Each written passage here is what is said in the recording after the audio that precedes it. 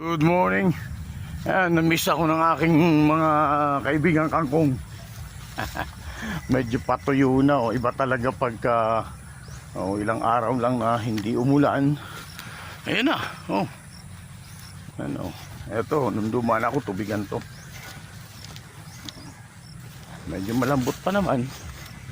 Ayan, makapag-harvest tayo ng aking mga kangkong. At pandagdag sa aking mga alaga, pagkain. Mamimili na lang tayo rito ng medyo makapal. Kasi baka pwede to medyo verde to maganda to. Yun, maganda rin, verde. Pero maliliit. Sa kanto kayang yun. Doon tayo sa may swamp. May malapit na swamp. Tignan natin. At namulaklak na. Yan, malapit na pag ilang araw na hindi to